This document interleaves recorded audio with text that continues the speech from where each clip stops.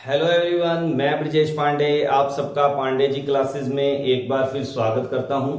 आज स्टूडेंट हम बेसिकली बात करने वाले हैं केमिकल काइनेटिक के काफी important topic mechanism of reaction, जहां काफी स्टूडेंट्स को काफी डाउट्स रहते हैं कि सर ये टॉपिक अच्छी तरह क्लियर नहीं होता। मैं अपनी तरफ से पूरी कोशिश करूंगा कि आप लोगों का ये डाउट क्लियर कर सकूं।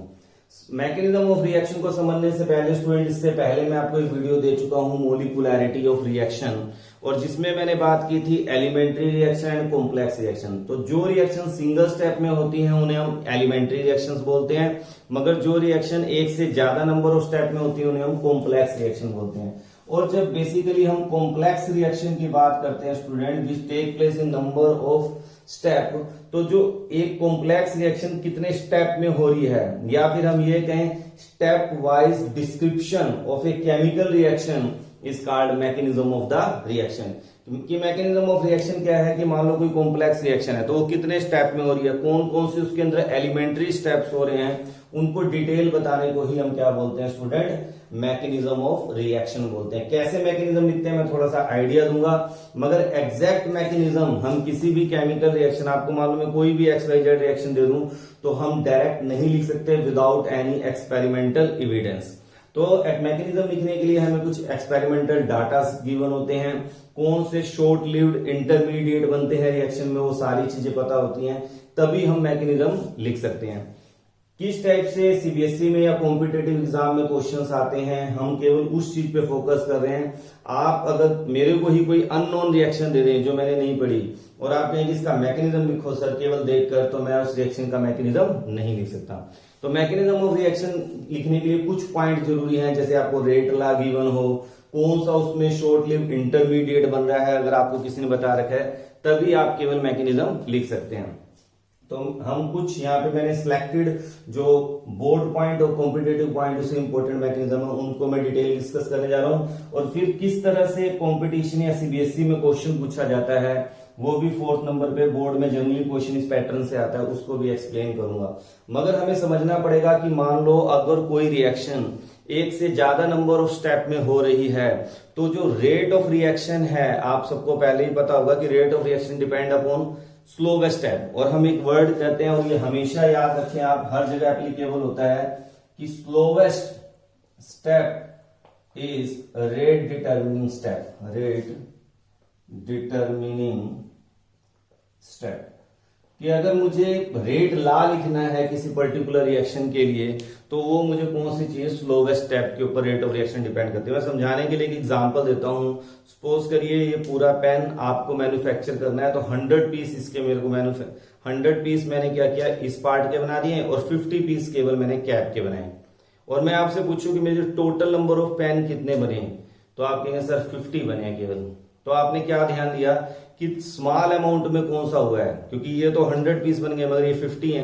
मगर rate of reaction formation of complete pen is only depend upon the slowest step.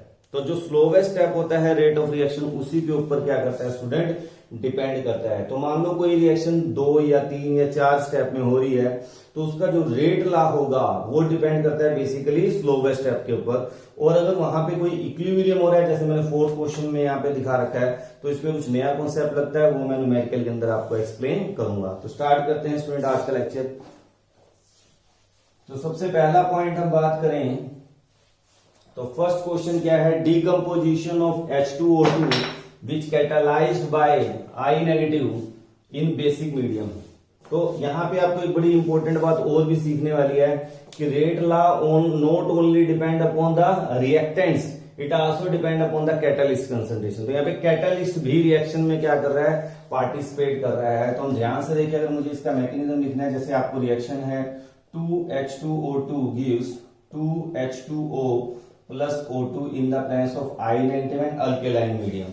और रेट लॉ आपको गिवन है, जब भी मैकेनिज्म लिखना है तो रेट लॉ इंपॉर्टेंट होता है। रेट लॉ केवल हमें एक स्टेप के बारे में बताता है, that is the first step, slowest step. तो रेट लॉ को देखकर मुझे स्टार्टिंग पता चल सकती है कि किसी भी रिएक्शन का मैकेनिज्म क्या होगा। तो मुझे पता है rate of reaction 2 concentration term के ऊपर यहाँ पे डिपेंड करिए, तो इसका फर्स्ट स्टेप क्या होगा। अगर मैं स्टेप फर्स्ट की बात करूं तो मैं हमेशा रेट लॉ से लिख सकता हूं। तो मेरा फर्स्ट स्टेप क्या होगा, H2O2 प्लस आई नेगेटिव। बस हमें ये आइडिया मिलता है। बाकी अब आपको इसमें कौन से इंटरमीडिएट बनने हैं वो आपको थोड़े से मेमोराइज करने पड़ते हैं या फिर एक्सपेरिमेंटल एविडेंस के थ्रू आपको पता हो। तो हमें पता है H2O2 आई नेगेटिव मिलकर क्या बनेगा student, H2O plus IO negative. अब याद रखना जो भी रेट लॉ के थ्रू आप रिएक्शन लिखेंगे वो स्लोवेस्ट स्टेप होगी, वो स्लो रिएक्शन होगी। अब आप ध्यान से देखिए, जो मेरे पास रिएक्शन गिवन है स्टूडेंट उसका मुझे मैकेनिज्म लिखना है। तो यहाँ पे 2 मोल H2O2 के दे रखे हैं मगर रेट लॉ में केवल 1 ही मोल है, इसका मतलब 1 मोल H2O2 का भी लेफ्ट है। तो जो मुझे सेकंड स्टेप लिखने हैं, स्टेप सेकंड, तो मैं क्या लिखूंगा H2O2 प्लस। अब मैं कैसे याद रखता हूं वो मैं आपको बता देता हूं। जैसे यहाँ मुझे पता है आईओ नेगेटिव बना है, मगर क्या इस रिएक्शन में मुझे आईओ नेगेटिव दिख रहा है, नहीं दिख रहा। इसका मतलब ये मुझे एंड में खत्म करना है। तो हम क्या करेंगे, इसको ई पे लिख देंगे आईओ नेगेटिव। अब क्या चाहिए, इन दोनों की रिएक्शन होगी तो क्या बनेगा H2O O2 प्लस आई नेगेटिव। अब इसको हम बैलेंस करें तो ये बैलेंस अपने आप में रिएक्शन है। अब जब हम इसे ऐड करेंगे, रिएक्शन को लिखेंगे ओवरऑल रिएक्शन, तो ध्यान से देखिए स्टूडेंट क्या हो रहा है, IO नेगेटिव से IO नेगेटिव गया, आई नेगेटिव से ये आई नेगेटिव गया। तो ओवरऑल जो रिएक्शन होती है तो वो क्या होती है 2H2O2 gives 2H2O plus O2, ये आपकी रिएक्शन आ गई। और कैटलिस्ट क्या हो गया, केवल रिएक्शन के बीच में यूज हुआ और एंड में क्या हो गया, फिनिश। तो आपको ये समझने वाला पॉइंट है काफी इंपॉर्टेंट कि किस तरह हम मैकेनिज्म लिखेंगे। अगर आपको एक क्वेश्चन इस तरीके से आता है, जनरली जब सीबीएसई के अगर मैं क्वेश्चन की बात करूं स्टूडेंट, तो सीबीएसई में क्या आता है कि रिएक्शन दे देंगे और मैकेनिज्म दे देंगे, कहेंगे रेट लॉ लिखो। तो जब भी आपको रेट लॉ लिखने को आ जाए स्टूडेंट, तो आप जाइए कि भाई स्लोवेस्ट स्टेप कौन सा है, रेट ऑफ रिएक्शन इसके ऊपर डिपेंड करेगा। तो आप यहां से रेट लॉ खुद भी लिख सकते हैं कि rate law equal to rate equal to K H2O2 और आई नेगेटिव। तो रेट लॉ अगर आपने लिखना है तो स्लोवेस्ट स्टेप में जो रिएक्टेंट गिवन है स्टूडेंट उनकी कंसंट्रेशन का प्रोडक्ट कर दीजिए, वो आपका क्या होता है, रेट लॉ होता है। पहले तो मैंने रेट लॉ से मैकेनिज्म लिखा, फिर क्वेश्चन जनरली क्या आता है, मैकेनिज्म दे देते हैं, कहते हैं रेट लॉ लिखो। तो वो दोनों टाइप आपको आने चाहिए। नेक्स्ट हम रिएक्शन देखते हैं स्टूडेंट। नेक्स्ट रिएक्शन क्या है हमारी, सेकंड, काफी इंपॉर्टेंट, और मैं कहता हूं कि मेरे को काफी अपने डिफरेंट टाइप की रिएक्शन लगती है। कि देखिए NO2 प्लस CO गिव्स क्या हो रहा है, NO प्लस CO2, मगर जो रेट लॉ है वो केवल NO2 के ऊपर डिपेंड कर रहा है, CO है ही नहीं, और वो भी कितने मोल, 2 मोल, जबकि यहाँ पे गिवन क्या है, केवल 1 मोल। तो ये काफी अपने आप में डिफरेंट टाइप के रिएक्शंस हैं, इनको आपको मेमोराइज भी करना पड़ेगा और इंटरेस्टिंग है। एक बार अगर आपने लिख के देख लिया तो अगली बार आपको अपने आप याद हो जाएगी, कोई खास बात नहीं है। देखिए मैंने आपको एक चीज बताया कि फर्स्ट स्टेप में रेट लॉ से लिख सकता हूं, तो फर्स्ट स्टेप के अकॉर्डिंग अगर मैं स्टेप फर्स्ट की बात करता हूं स्टूडेंट, तो क्या होगा, मुझे वहां से पता चल गया NO2 plus NO2 first step का रिएक्टेंट ये होगा, और ये मुझे पता है क्या है, स्लो स्टेप है। तो NO2 प्लस NO2 क्या बन जाएगा, देखिए हमारे पास रिएक्शन आप देख लिए, एक तो NO बन जाएगा और एक क्या बन जाएगा, NO3। अब मुझे NO3 नहीं चाहिए, अब CO भी बचा हुआ है, ये 2 रिएक्टेंट हो गए, अब CO बचा हुआ है, तो क्या होगा स्टूडेंट, जो जैसे मैं याद रखता हूं NO3 प्लस CO क्या बनेगा, ध्यान से देखिए NO2 प्लस CO2। और जब आप इसे ऐड करेंगे स्टूडेंट तो क्या हो जाएगा, ध्यान से देखिए NO3 से NO3 कैंसिल, NO2 से ये NO2 कैंसिल, और ओवरऑल रिएक्शन आपकी क्या आ गई, NO2 plus CO gives NO plus CO2, ये आपकी कंप्लीट रिएक्शन आ गई। तो रेट लॉ के बेस पे आप मैकेनिज्म को लिख सकते हैं बड़े आराम से, किस तरह से करें, मगर वही बात है स्टूडेंट कि एक अगर अननोन रिएक्शन हो तो वहां पे मैकेनिज्म हम विदाउट एनी एविडेंस या आपको डाटा प्रोवाइड ना हो तब तक आप नहीं लिख सकते।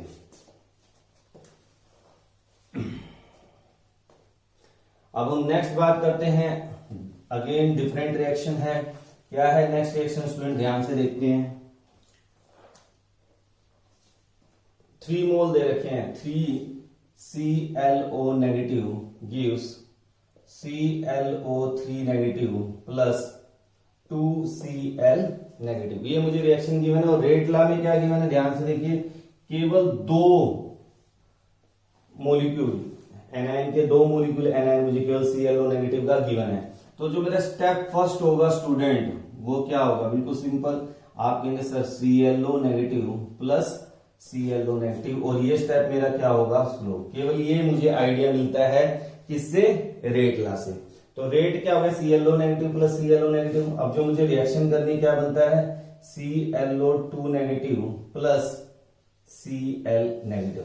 तो थोड़ा सा मेमोराइजेशन है, ClO नेगेटिव और ClO नेगेटिव में क्या बनाते हैं, ClO2 नेगेटिव और Cl नेगेटिव। अब सेकंड स्टेप में क्या होगा, अगर मैं बात करूं सेकंड स्टेप की, तो क्या होगा स्टूडेंट, जो ये ClO नेगेटिव है क्या मेरे प्रोडक्ट में है, नहीं, तो ये अब यहां पे आ जाएगा ClO2 नेगेटिव। कितने मोलिक्यूल ClO3 के यूज हो चुके हैं, आप कहेंगे सर 2, एक बचा है ClO नेगेटिव। अब ये रिएक्शन कौन सी है, फास्ट, क्या बन जाएगा, ClO3 negative plus Cl negative. जब आप इन्हें ऐड करेंगे तो आप देख सकते हैं स्टूडेंट, ClO नेगेटिव से ClO2 नेगेटिव से कैंसिल हो गया, और क्या कैंसिल हो सकता है, और देख लीजिए कोई चीज कैंसिल हो रही नहीं, तो हम क्या करेंगे, 1 2 3, 3ClO negative gives ClO3 negative plus 2Cl negative. तो ये आपको कुछ मेमोराइज करने पड़ेंगे, इंपॉर्टेंट मैकेनिज्म है। इनके अलावा भी अगर आपको कोई लगता है मैकेनिज्म, तो आपको मैंने याद करने की टेक्निक बता दी है कि कैसे हम याद रख सकते हैं। क्वेश्चन देखते हैं स्टूडेंट फोर्थ, जो अपने आप में काफी डिफरेंट क्वेश्चन है कि आपको क्या कर रखा है। और जनरली अगर मैं बात करूं, जितने कॉम्पिटेटिव एग्जाम्स हैं और इवन बोर्ड एग्जाम CBSE की बात करें, तो वो क्वेश्चन इसी टाइप से दिया जाता है। क्यों दिया जाता है कि मैकेनिज्म, हम किसी रिएक्शन का, मान लो कोई आपको अननोन रिएक्शन दे दी जाए, तो आप हर एक का मैकेनिज्म खुद नहीं लिख सकते हैं, क्योंकि उसके लिए रेट लॉ गिवन होना चाहिए, फिर साथ में उसमें कौन से शॉर्ट लिव इंटरमीडिएट बन रहे हैं उसके बारे में पता होना चाहिए। मगर इजी क्या रहता है थोड़ा सा, कि अगर आपको मैकेनिज्म दे दिया जाए और कहा जाए कि रेट लॉ लिखो, तो हम बड़े आराम से लिख सकते हैं। जनरल ट्रेंड में अगर आपको केवल 2 स्टेप में रिएक्शन दे रखी है, एक स्लो और एक फास्ट स्टेप दे रखा है, तो केवल आप क्या करेंगे, जो स्लोवेस्ट स्टेप है उसके रेट लॉ को लिख देंगे, जैसे मैंने आपको पीछे बताया है। मगर अगर आपके पास 3 स्टेप में रिएक्शन है, 4 स्टेप में, और कोई स्टेप इक्विलिब्रियम में आ रहा है, तो कॉन्सेप्ट थोड़ा सा चेंज हो जाता है। कैसे, देखते हैं यहां से। यहाँ पे देखिए जो सेकंड स्टेप है स्टूडेंट इस रिएक्शन का, जैसे अगर हम N2O5 की बात करें, ओवरऑल रिएक्शन हो रही है 2NO2 प्लस हाफ O2 में कन्वर्ट हो रहा है, इसका मैकेनिज्म गिवन है। फर्स्ट स्टेप में N2O5 equilibrium with NO2 plus NO3। Second step जो है वो स्लोवेस्ट स्टेप है, NO2 plus NO3 slow step. Rate constant value क्या है, K1, NO2 प्लस NO और O2। मगर हम थर्ड स्टेप की बात करें, NO plus NO3 gives 2NO2। अब मैं अगर जनरल ट्रेंड में बात करें, तो हम केवल क्या बात करते हैं, slowest step is the rate determining step. तो हम उसके अकॉर्डिंग रेट लॉ की बात करें, तो रेट क्या हो जाएगा, K1 कंसंट्रेशन ऑफ NO2 और NO3। मगर अगर आपको कोई रिएक्शन इक्विलिब्रियम में गिवन हो, तो समझ लीजिए इस क्वेश्चन में थोड़ा सा ट्विस्ट आने वाला है। रेट लॉ आपको एग्जाम में या ऑप्शन के अंदर 4 में ये नहीं मिलेगा, तो क्या मिलेगा, देखते हैं। अगर मैं इस रिएक्शन के अकॉर्डिंग इक्विलिब्रियम कांस्टेंट निकालता हूं स्टूडेंट, तो क्या होता है इक्विलिब्रियम कांस्टेंट, प्रोडक्ट की कंसंट्रेशन अपॉन रिएक्टेंट कंसंट्रेशन। तो N2O5 इक्विलिब्रियम विद NO2 और NO3 है, तो क्या हो जाएगा इक्विलिब्रियम कांस्टेंट NO2 और NO3 अपॉन N2O5। और यहां से अगर मैं बात करूं, तो NO2 और NO3 जो ये कंसंट्रेशन का प्रोडक्ट है, ये एक्चुअल में किसके ऊपर डिपेंड कर रहा है, तो आप ये NO2 और NO3 equal to K equilibrium N2O5, इसके ऊपर डिपेंड कर रहा है एक्चुअल में। तो इसी को, जो इक्वेशन 1 है, इक्वेशन 1 को मैं और किस ढंग से लिख सकता हूं स्टूडेंट, तो मैं कहूंगा रेट इक्वल टू K1, और इसकी जगह मैं डाटा पुट कर दूं तो क्या हो जाएगा, K इक्विलिब्रियम N2O5 की पावर 1। और जब दो कांस्टेंट आपस में मल्टीप्लाई करते एक नया कांस्टेंट आ जाता है K और N2O5 की पावर 1। तो जो मेरा रेट लॉ गिवन होगा एग्जाम में स्टूडेंट, वो क्या होगा, K N2O5 की पावर 1। ऑर्डर ऑफ रिएक्शन क्या होगा, 1। तो इन एग्जाम्पल के थ्रू मैंने आपको मैकेनिज्म ऑफ द रिएक्शन और कैसे अगर आपको मैकेनिज्म ऑफ रिएक्शन गिवन है तो रेट ला लिख सकते हैं, वो सारा डिटेल में एक्सप्लेन किया है। मुझे उम्मीद है कि आपको ये वीडियो काफी पसंद आई होगी। जहां कहीं आपको डाउट फील होता है स्टूडेंट, उसे कमेंट बॉक्स में जरूर मेंशन करें और नेक्स्ट ज्यादा से ज्यादा इन वीडियोस को अपने फ्रेंड्स के बीच में शेयर करें। Thank you, have a nice day.